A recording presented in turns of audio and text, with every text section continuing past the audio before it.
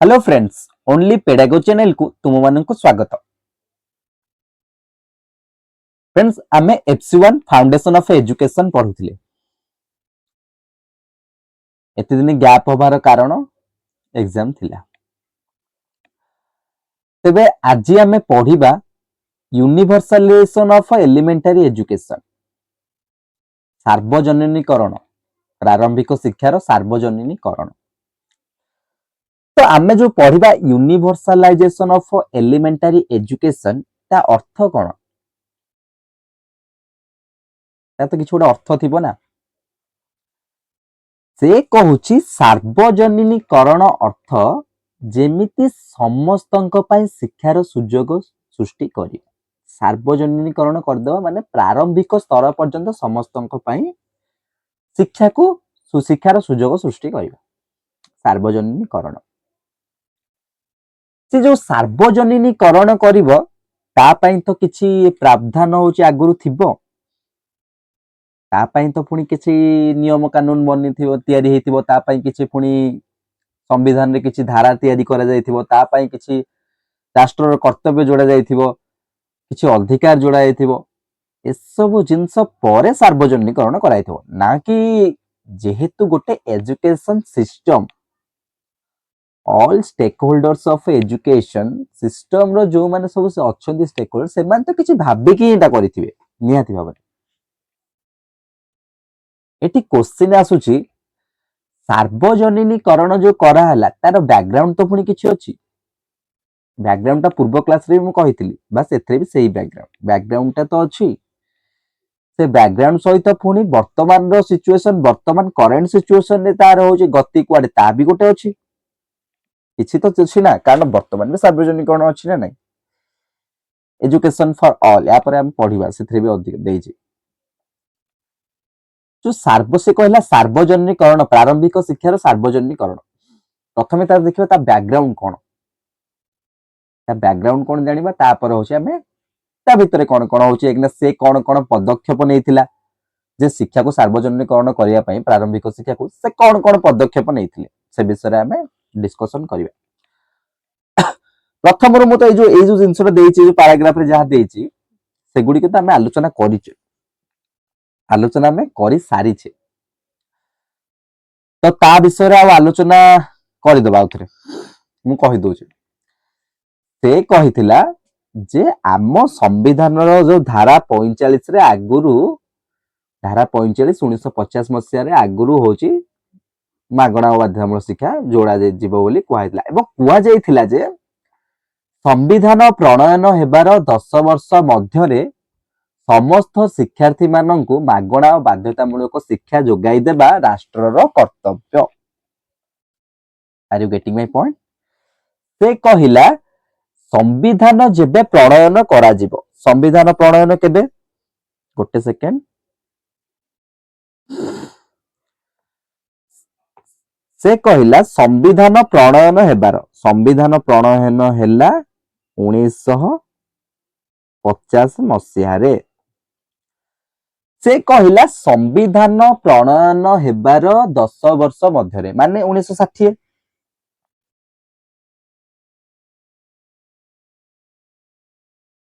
1960 1950 रु 1960 भितर जेमति समस्त शिक्षार्थी माने मागणा बाध्यतामूलक शिक्षा पाइथिबे, एइटा थिला एजुकेशन रो एम थिला। किंतु कथा कोन हला ना ए जो मागणा बाध्यतामूलक शिक्षा जो जिंसटी करा हला एटा थिला हमर आगुरु कोथरे ना डीपीएसपी रे थिला। डीपीएसपी कोन ना directive principle of state policy, राष्ट्रीय निर्देशमूलक नीति रे थिला। संविधान 45 धारा राष्ट्रीय निर्देशमूलक नीति रे थिला। एहा द्वारा प्रॉब्लम कोन हला ना समस्त राज्य माने एहा को कार्यकारी करले नाही। कारण कोन थिला? कारण एहा कहार अधिकार नथिला। एहा जदी होची कहार जदी क्षुण्ण कर जहा इच्छा होतला से लागू करथले, जहार इच्छा होतला से क्षुण्ण कर दोथले। तो शिक्षार्थी माने जो चिल्ड्रंस माने कोन ना एहार सुविधा उपभोग करि पारु नथिले, इक्वाली उपभोग करि पार नथिले। या द्वारा गवर्नमेंट कौन चिंता कला एजुकेशन बॉडी एमन सब चिंता कले कौन जेहेतु यह राष्ट्रीय निर्देशमूलक नीति अच्छी बोली कौन कहीं पालन करूचंती के करूनांती तांको ऊपर किछि माने गोटे फोर्स किछि पड़ुनी तांको इच्छा हेले से करूचंती इच्छा न हेले करूनांती तापर कौन कराला ना 2002 बसिया 86तम संविधान संशोधन एगुड़ा सब मन रखुता तापर से कौन कला ना 2002 मसिया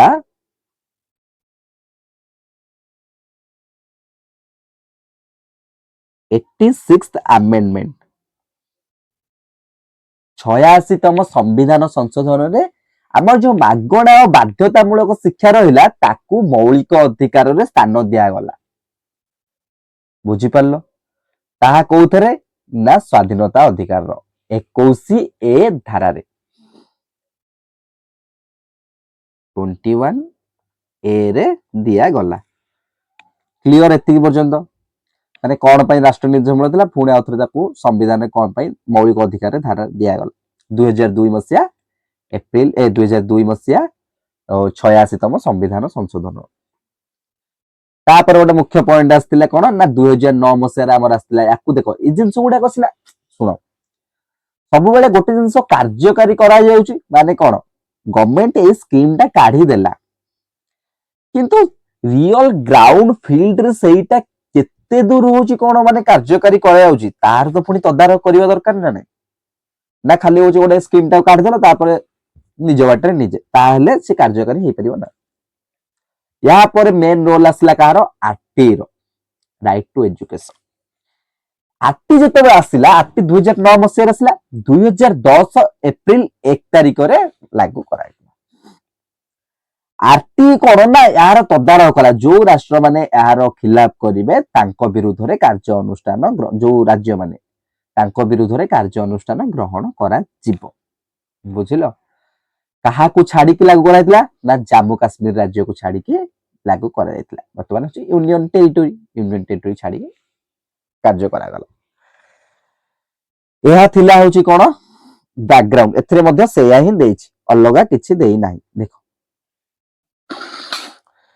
ए जो सार्वजनीकरण आसिला समस्त शिक्षा ग्रहण करिवे एथिरे तीन गोटे मुख्य जिंस देछि गोटे होची कोन ना नाम लेखा को आमे कोन एनश्योर करिवा पिलाटीर नाम लेखा जेमति भाई स्कूल रे हबाटा हबो से जोठी से माने कोन से गोटे बिलियनर रही थाउ किंबा होची कोन से गोटे माने स्लम रे रहउ थाउ किंबा से होची दैनंदिन जो मजूरी फार्मर से जहार भी छुआ थाउ तार जेमति नाम लेखा को एनश्योर करिवा तापर स्टार जो एक जो पाठ त्याग कर दोथिले हमर गोटे पिला माने देखो ये गोटे स्टोरी अछि पिला माने प्राइमरी एजुकेशन पूर्ण होबा पूर्वरु मध्य कोन ना पाठ त्याग कर दियंती कारण घर रहउची फाइनेंशियल बहुत प्रकार असुविधा माने बहुत प्रकार बहुत डायमेंशनल प्रॉब्लम थाई पारे घर रो फाइनेंशियल प्रॉब्लम दिबो बापा मां होची काम करे तो छोट छुआ माने पिलाई मध्य काम करिया को तांको हित जीवो तो से पाठ पढिथियो पंचम षष्ठ जाय पढिथियो कि चतुर्थ पंचम जाय पढिथियो तांको हित से काम करिया गला एहा द्वारा कोन पाठ त्याग होला तापर होची आय कि ना कोन ना तांकर होची देखना घरे केही होची रहू नाते घरे होची एकुटिया होची माने घरे होची बापा मां काम करिया पळोचो घरे होची केही रहू नाते रोसे बसे करिया पे पिलाटे अधा पाठ पढला पाठ छाड़ देला तो जो पाठ त्याग को रोकिबा को चेष्टा करियो सार्वजनिकरण बुझी पारलो नाम लेखा पाठ त्याग आ गोटे लास्ट पढिबा आरंभ कर दो हम आजिरो क्लास से देले कहला हम संविधान धारा 45 रे कुआ जायछि मु जहा कहिली सुविधा नाम लेखा सुविधा समाप्ति विद्यालय अवधारण निश्चित करा समस्त पदक्षेप नेबा राष्ट्र कर्तव्य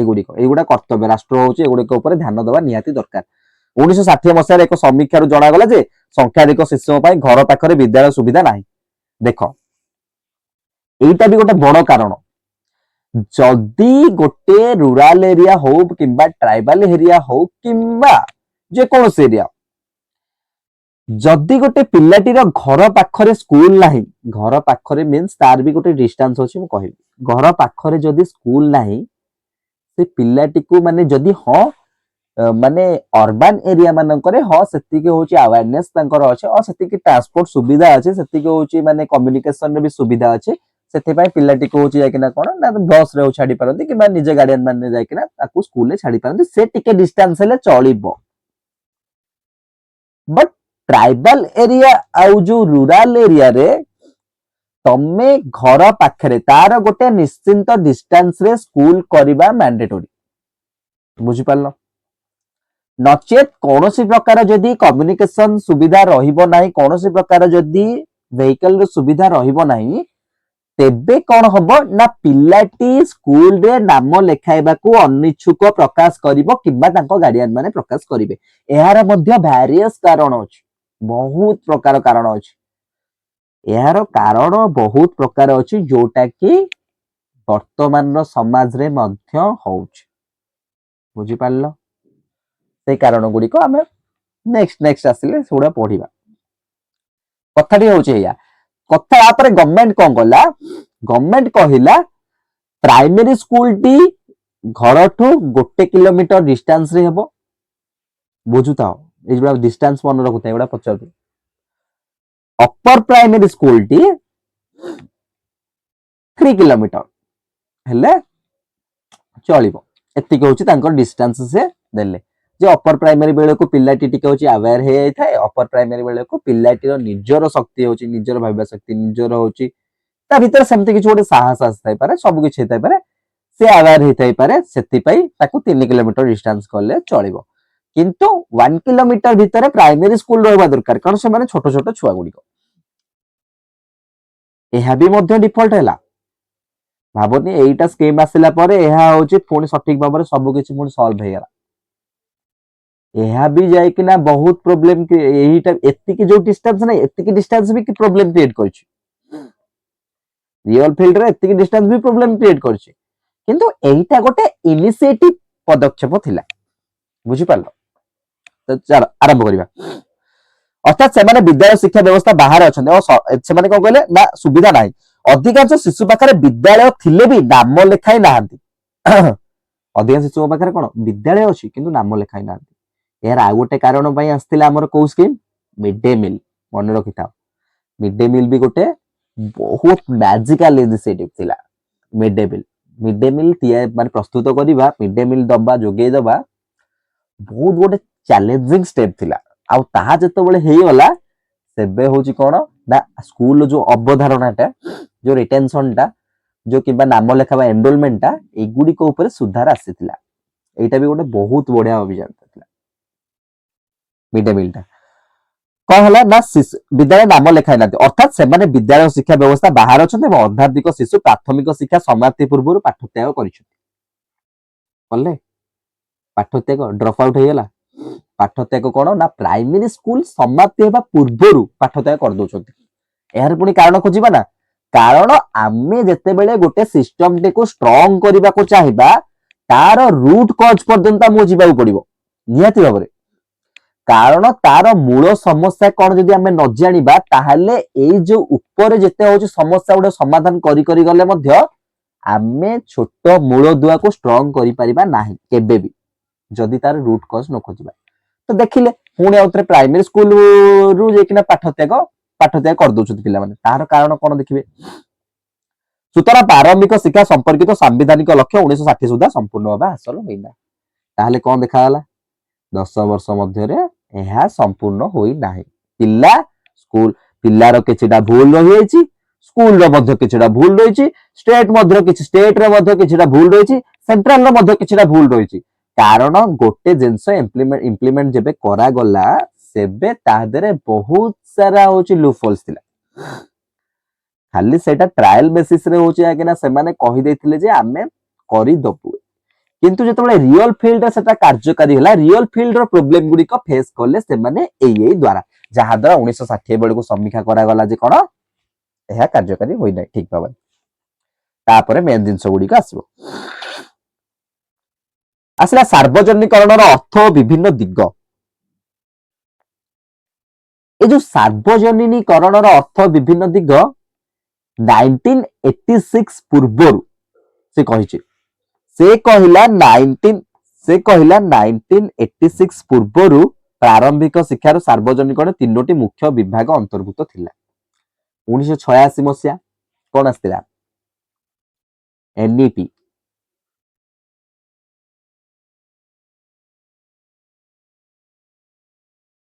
नाइनटीन 86 रो एनईपी पूर्वरु कौन कौन विभाग थिला कार यूईई रो जहा थिला ता परवर्ती समय रे मतलब सेटा को टिके जस्ट चेंज कराई छी किछि एका अछि।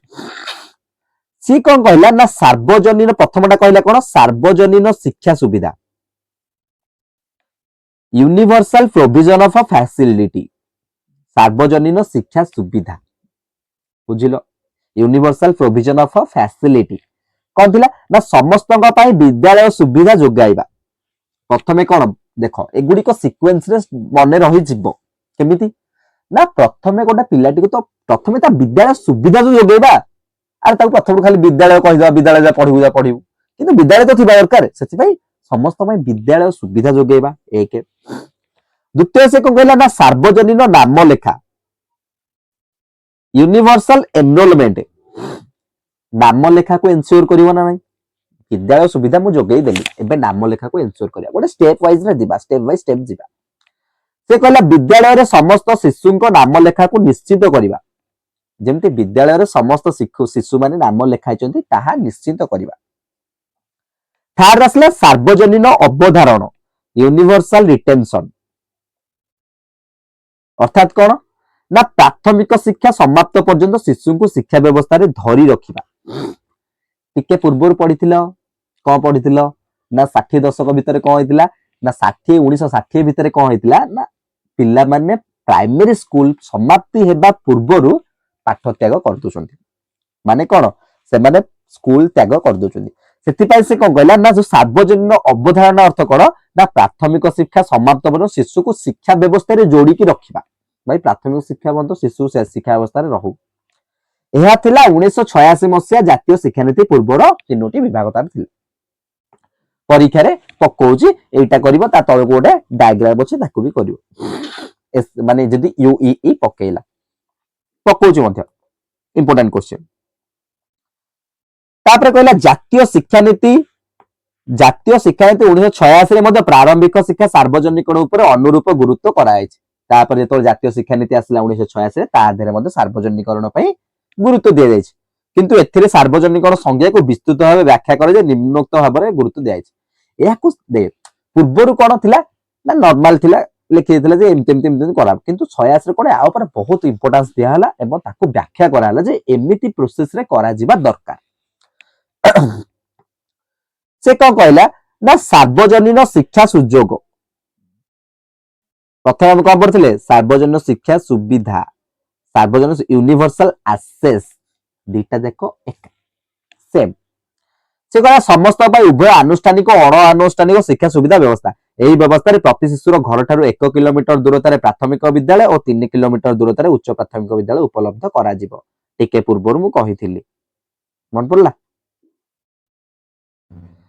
बुझी पारलो सेटा देखो सब कंपेयर करूथा कौन कंपेयर करिवो तमे देखो गोटे जिनस पॉइंट रे लक्ष्य कर से 1986 मसिया पूर्व कहितिला केवल कौन कहितिला ना पिला मानक पाई विद्यालय सुविधा सुजोग जोगाई दिया जिवो किंतु से किछि सेथरे एन्श्योर करि नथिला किछि डाटा को से माने क्लैरिटी किछि तादर नथिला से एक्सप्लेन करि नथिला किंतु जिते बड़े 1986 रो एनईपी आसिला एनईपी कौन कला ना ताको पूरा एक्सप्लेन कला डिटेल्स रे ता डाटा को एक्सप्लेन करा एलाबोरेट करिकि आम पाखरे उपस्थापन कला कौन कहला से कहला आनुष्ठानिक हो किबा अण आनुष्ठानिक हो से गवर्नमेंट हो किबा प्राइवेट स्कूल हो से प्राइमरी स्कूल कौन करिवो ना प्राइमरी स्कूल होची 1 किलोमीटर दूरतारे प्रस्तुत थिबा दरकार 3 किलोमीटर दूरतारे अपर प्राइमरी स्कूल थिबा दरकार देखो सेथिरे क्लैरिटी नथिला एथिरे क्लैरिटी आसिला बुझी पारलो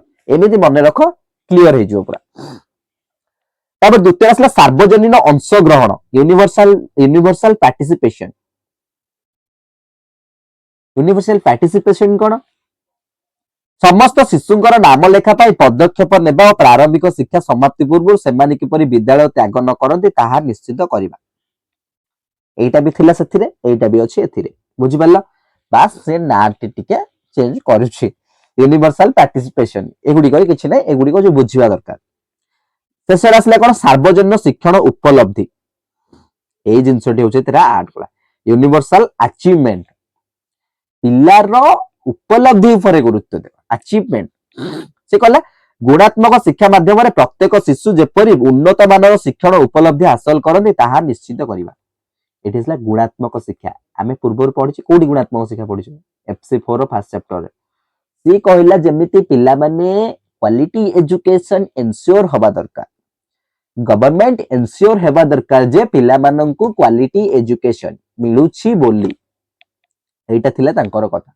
एटा को से निश्चित करबा दरकार ये हैला तार होची कोन ना विभाग गुडी को थिला 1986 पूर्व 86 जातीय शिक्षा नीति रे कोन कथिला एटा थिला तार डायग्राम थिला कोन थिला ना सार्वजनीन धारणा तापर से होची कोन देला मझिरे रहिला सार्वजनीन अवधारणा तापर हैला सार्वजनीन उच्चमान शिक्षण उपलब्धि एपर आसला सार्वजनीन शिक्षा सुविधा नाम लेखा तळे आसला परिमाणात्मक संप्रसारित समता गुणात्मक बुझि पालो डायग्राम डायग्रामटा बुझिबा भी सहज कोन सहज प्रथमे सार्वजनिकरण धारणा प्रथम धारणा सृष्टि हला मझिरे तापर तीनटा आको देखो लाइन रे लिखा छि मझिरे प्रथम रे सार्वजनीन शिक्षा सुविधा नाम लेखा पढिथिले तापर सार्वजनीन अवधारणा रिटेंशन पढिथिले सार्वजनिक उच्चमान शिक्षण उपलब्धि स्तर तीनोटी जाक लाइन रहला ता तळगु रहला परिमाणात्मक समता आ गोटे रहला कोन गुणात्मक बुझिलो क्लियर डायग्राम से नेक्स्ट कोन देजे हमें देखिबा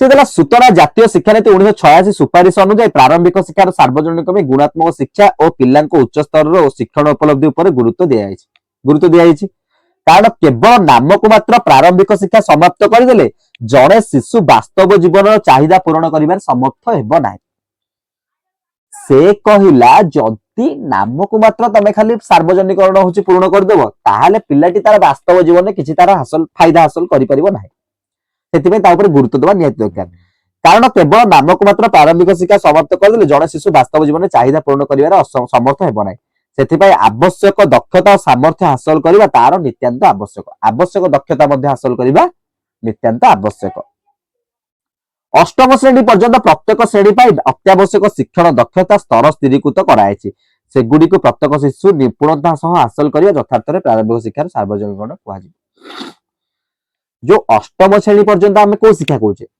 प्रारंभिक शिक्षा से कहला प्रारंभिक शिक्षा पर्यंत जेमिति समस्त शिशु माने कोन ना शिक्षाटी को हासिल करिवे ठीक भाव में हासिल करिवे ताकू होची एन्श्योर करिबा निहाती भाव में दरकार बुझि पालो ताकू ही सार्वजनिकरण कुहाजिबो आसला सार्वजनिकरण आवश्यकता से बेला सार्वजनिकरण आवश्यकता कोन थिला जानिबा दरकार ना नल खाली आमे सार्वजनिकरण करी पळे लास्ट जाने से एटा करछु आमे कोन पाई एटा करिवार कारण कोन सेटा भी जानिबार नै आवश्यकता तार कोन सार्वजनिकरण आवश्यकता से कला संविधान कार्यकारी हेबाठार जातीय शिक्षा नीति 1986 प्रणयन हेबा पर्यंत प्रारंभिक शिक्षा उभय प्राथमिक और उच्च प्राथमिक परिमाणात्मक विकास रे आखिदृश्य अग्रगति होइतिले यार गुणात्मक विकास रे उल्लेखनीय अग्रगति परिलक्षित होई नै से कहिथिला संविधान प्रणयन हेबाटू जेतेबेले हमर जातीय शिक्षा नीति 1986 आसिला से पर्यंत कोन ना जो प्रारंभिक शिक्षाटी प्राइमरी उच्च प्राथमिक और उच्च प्राथमिक माने प्राइमरी और अपर प्राइमरी दीटा करे परिमाणात्मक शिक्षा बढ़िथिला किंतु ताथिरे गुणात्मक शिक्षार कोन से आखि दृश्य जिंस नथिला अर्थात कोन ना एजुकेशन रो क्वांटिटी से माने बढ़ैथिले किंतु क्वालिटी तादरे किछि नथिला बस एमिति नॉर्मली चालुथिला एटा थिला गोटे प्रथम कारण माने गोटे बड़ कारण गुडी को एथर अछि माने वेरियस तम माइंड पूरा माने पूरा माइंड खोली दबो जे एई जिंस गुडी प्रकृति रे हेइथिला गोटे जिंस विद्यालय संख्या वृद्धि शिक्षक संख्या वृद्धि नाम लेखा हार वृद्धि होइतिले मध्ये अवधारणा हार शिक्षण उपलब्धि स्तर आसान रूपे बढ़ी ना एगुडी को माने देखो ना लेखा बढ़ी गला किंतु पाठ त्याग भी बढ़ी गला पिला पाठ छाड़ देला अधारू शिक्षक माने बढ़ी गले किंतु श्रेणी गृह रो संख्या कमी गला माने भारी डिफर करूथला बहुत जिंस क्वालिटी नथिला खाली क्वांटिटी रे बढ़ुथला कमुथला किंतु क्वालिटी नथिला एतद भिन्न पाठ त्याग हार यथेष्ट वृद्धि घटिछि से देखिले जे पाठ त्याग हार भी यथेष्ट वृद्धि घटिगला पिल्ला पाठ छाड़ देले तापर आसला जातीय शिक्षा नीति 1986 परवर्ती समय प्रारंभिक शिक्षार सार्वजनिकरण उल्लेखनीय प्रतिलक्षित माने प्रगति परिलक्षित होइछि कारण जातीय शिक्षा नीति 1986 और कार्य योजना 1992 कार्य योजना कोन पोआ পোয়া ମନେ ରଖ, ପରୀକ୍ଷାରେ ପଚାରି ଦଉଛି ବି।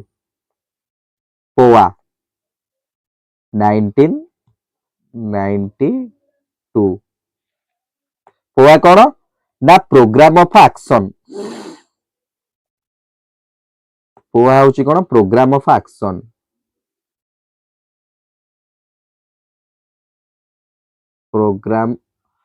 ପ୍ରୋଗ୍ରାମ ଅଫ ଆକ୍ସନ ବୁଝିଲ।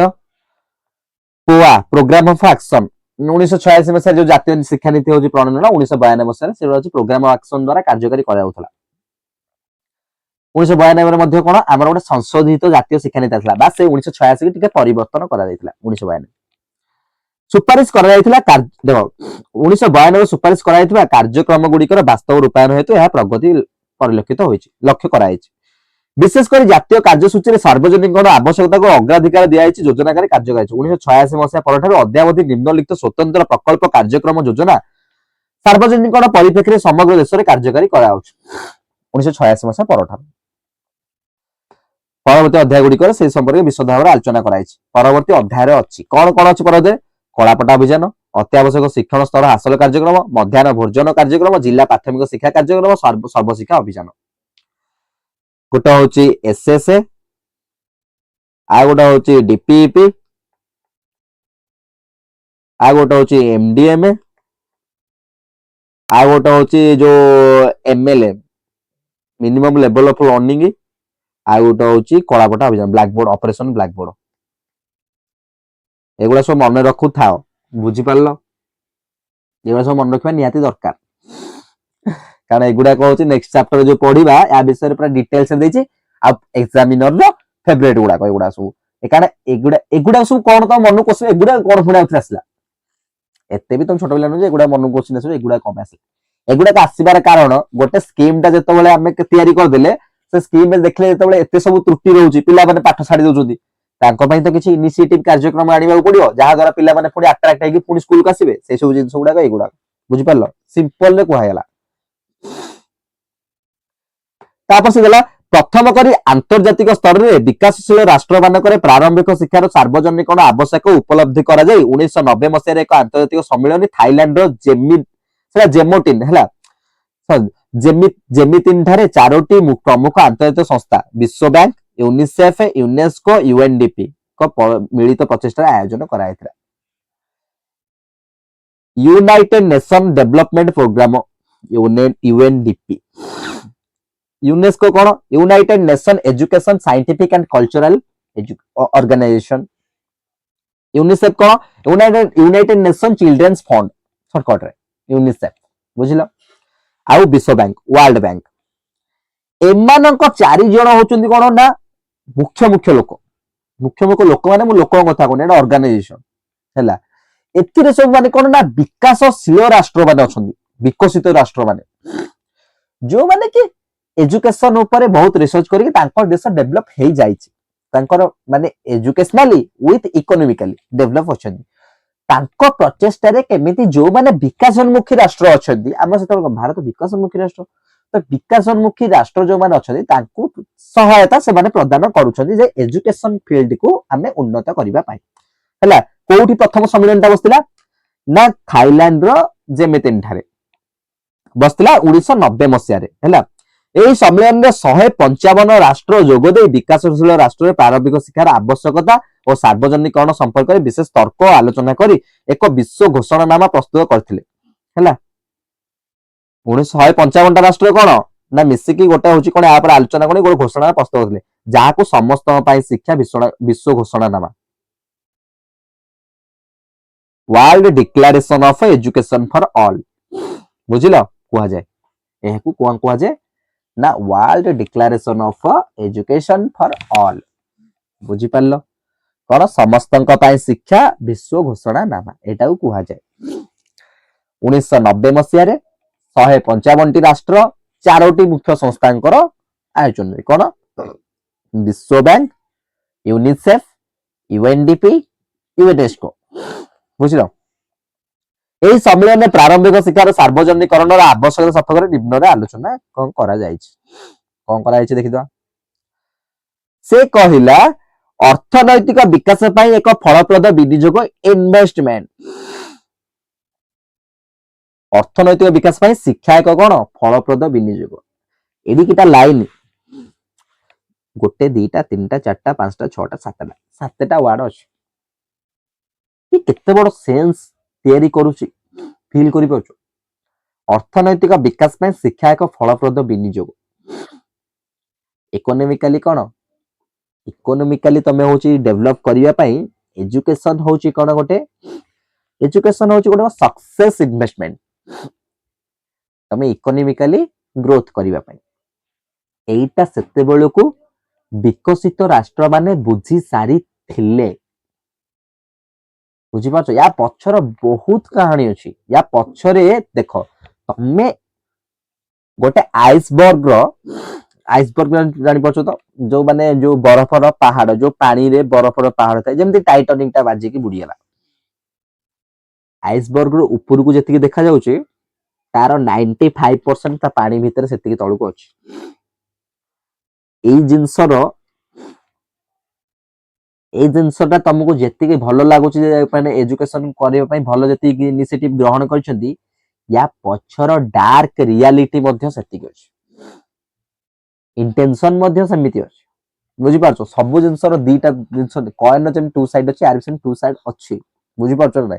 କିନ୍ତୁ ଏହା ଶିକ୍ଷା ବ୍ୟବସ୍ଥାକୁ ହଉଛି ଉନ୍ନତ କରିବା ପାଇଁ ବହୁତ ଚେଷ୍ଟା କରିଥିଲା। ତା ପଛର ରିଆଲିଟି ସେଇଟା नो मैटर କିଛି ସେମାନେ କିଛି ବି ତାଙ୍କର ଡାଉଟ ଥାଇପାରେ କିମ୍ବା ସବୁ ରାଷ୍ଟ୍ରଙ୍କର ବି ନିଜ ନିଜର ଇଣ୍ଟେନସନ ଅଛି ତା ବିଷୟରେ ଡିସ୍କସନ କରାଯାଉନି। ଏଇଟା ଏଜୁକେସନ ଉପରେ ଡିସ୍କସନ କରାଯାଉଛି। ଏଜୁକେସନ ପାଇଁ ବହୁତ ଚେଷ୍ଟା କରିଥିଲେ। ଯେକୌଣସି ରାଷ୍ଟ୍ରର ବିକାଶ ପ୍ରକ୍ରିୟାକୁ ଯେଭଳି ଭିନ୍ନ ବିକାଶ କ୍ଷେତ୍ର ଯଥା କୃଷି ଶିଳ୍ପ ବାଣିଜ୍ୟ ଇତ୍ୟାଦି ସେମାନଙ୍କ ଅବଦାନ ଦ୍ୱାରା ସମୃଦ୍ଧ କରିଥାନ୍ତି ସେହିଭଳି ଶିକ୍ଷା ଓ ସ୍ୱାସ୍ଥ୍ୟ ମଧ୍ୟ ଅନୁରୂପ ଭାବରେ ସମୃଦ୍ଧ କରିଥାନ୍ତି। ଯେମିତି କୃଷି ଶିଳ୍ପ ବାଣିଜ୍ୟ ଏମାନେ ମଧ୍ୟ ଗୋଟେ ରାଷ୍ଟ୍ରକୁ ସମୃଦ୍ଧ କରିଥାନ୍ତି ବିକଶିତ କରିଥାନ୍ତି ଶିକ୍ଷା ମଧ୍ୟ ସେମିତି କରିଥାଏ। ପୂର୍ବରୁ ଏହି ଦୁଇଟି କ୍ଷେତ୍ରକୁ ସାମାଜିକ କଲ୍ୟାଣ କାର୍ଯ୍ୟକ୍ରମ ଭାବେ ବିବେଚନା କରି ଏହାକୁ ଅଣ ଉତ୍ପାଦନ କ୍ଷେତ୍ର ଭାବେ ପରିଗଣିତ କରାଯାଉଥିଲା। ପୂର୍ବରୁ ଶିକ୍ଷାକୁ ଏକ ଅଣ ଉତ୍ପାଦନ କାର୍ଯ୍ୟ ଭାବେ ମାନେ ଗୋଟେ ବିଜନେସ ଆସିଲାଣି ଏହା ବିଷୟରେ ଡିସ୍କସନ କରିବାନି। କିନ୍ତୁ ବର୍ତ୍ତମାନ ଶିକ୍ଷା ବିଶେଷ କରି ପ୍ରାରମ୍ଭିକ ଶିକ୍ଷାକୁ ବିକାଶର ଚାବିକାଠି ଏବଂ ଦୀର୍ଘ ମିଆଦୀ ବିନିଯୋଗ ଭାବେ ଅଗ୍ରାଧିକାର ଦେଉଛି। ଦେଖ यार पॉजिटिव साइड ही आम डिस्कसन करा सी कहवा कथा जे अग्राधिकार केमी दउची ना जदी गोटे पिलाटी एजुकेटेड हबो गोटे पिलाटी वेल एजुकेटेड हबो से निहाती भाबरे गोटे देशर गोटे गुड रिसोर्सेस गोटे इकोनॉमिकल रिसोर्सेस हे परिबो गोटे बेटर रिसोर्सेस गोटे देश पई हैला कारण से गोटे गुड सिटीजन हैला भलो पाठ पढिची ता द्वारा से अर्थ उपार्जन करि परिबो देशर विकास रे सहाय्य करि परिबो जेउटा कि से कोन ना गोटे भलो रिसोर्स पर्सन भाबरे ग्रहण करा गला भविष्य काम आसो। सुतरां विकासशील राष्ट्र में प्रारंभिक शिक्षार स्थिति मजबूत नहेले से राष्ट्र अर्थनैतिक सामाजिक और अन्य विकास क्षेत्र गुरुत्व भाव प्रभावित हो बोली सम्मेलन में दृढ़ सहमति प्रकाश करथिले। एसब विषय आलोचना कराइथिला सम्मेलन में बुझिल। विभिन्न तापसी कौन देला विभिन्न विकास क्षेत्र में उपयुक्त मानव संबल जोगाई देवा शिक्षार दायित्व। प्रारंभिक शिक्षार स्थिति सुदृढ़ नहेले परवर्ती शिक्षार सुदृढ़ हेबो नै या उच्चतर एटा तो बुझिया दरकार नै। प्रारंभिक शिक्षा यदि पिला जदि मजबूत नहला घर ता ऊपर जते गले भुसुड़ पड़े फलस्वरूप देशर विभिन्न विकास क्षेत्र में मानव संबल अभाव पड़िबार विकास बाधाप्राप्त हेबो। तापर कौन देला ना समस्त प्रारंभिक शिक्षा न पाइले यह सामाजिक अर्थनैतिक समस्या सृष्टि करियो। प्रारंभिक शिक्षा माने न पाइले प्रारंभिक शिक्षा यह निहाती भाबरे अर्थनैतिक समस्या सृष्टि करियो। सामाजिक तो ऑब्वियसली कारण जो माने प्रारंभिक शिक्षा समाप्त कले ना से माने गोटे पद पक्षरे केतेक गणतांत्रिक सुविधार वंचित हेबे एवं अन्य पक्षरे समाज और राष्ट्र बोझ भाव परिलक्षित हेबे। एटा गोटे कथाटा कहला देखुटी जदि पाठ न पढ़िल जदि एजुकेटेड न हेल प्रारंभिक शिक्षा समाप्त न कल से माने राष्ट्र गोटे बोझ भाव परिगणित हेबे। बुझिल गणतांत्रिक सुविधार वंचित हेबे।